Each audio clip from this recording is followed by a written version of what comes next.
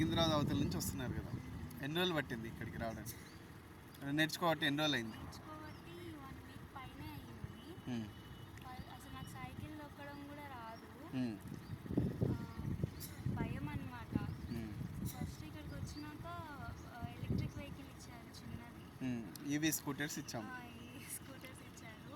First మొత్తం కాలుతోనే పాకించాను. తర్వాత కొంచెం కొంచెం కాన్ఫిడెన్స్ బిల్డ్ అయ్యాక అది నడుస్తుంటే బాగా అనిపించింది.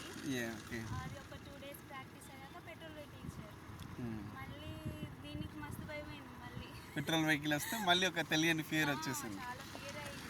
2 రోజులు పాకిచ్చాను కాలుతోటి.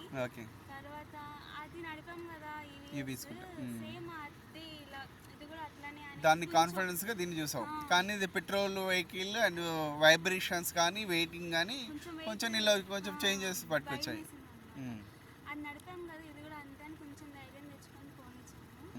వచ్చింది 2-3 daysలో ఇది కూడా వచ్చింది. వచ్చే వాళ్ళకి లేడీస్ కానీ ఎంతమంది మాకు కాల్ చేసి నెలలో నేర్పిస్తారా అనేది ఒక తెలియని భయంతో ఆలోచించి చెప్తుంటారు. వాళ్ళందరికీ హెల్త్ ఇష్యూస్ లేకుండా ఎన్ని రోజులు ఇక్కడ నేర్చుకోగలుగుతారు? ఒక 10-15 daysలో వచ్చేస్తుంది మనం రెగ్యులర్గా వస్తే. బయట ఉంటాయి బ్రేక్స్, కాకపోతే రెగ్యులర్గా ప్రాక్టీస్ చేస్తే 10 daysలో గ్యారెంటీ వచ్చేస్తుంది.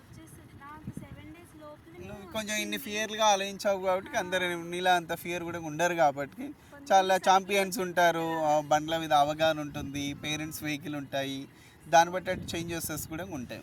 ఇక హాస్టల్లో ఉండే పిల్లలకు కావచ్చు, లేకపోతే భయం ఏజ్ ఎక్కువ ఉంటాం కొంచెం భయం.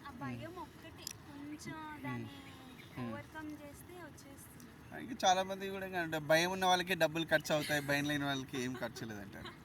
రైట్, చేయండి, ఎలా చేస్తారో చేయండి, చూపించండి, మీ డ్రైవింగ్ చూపించండి.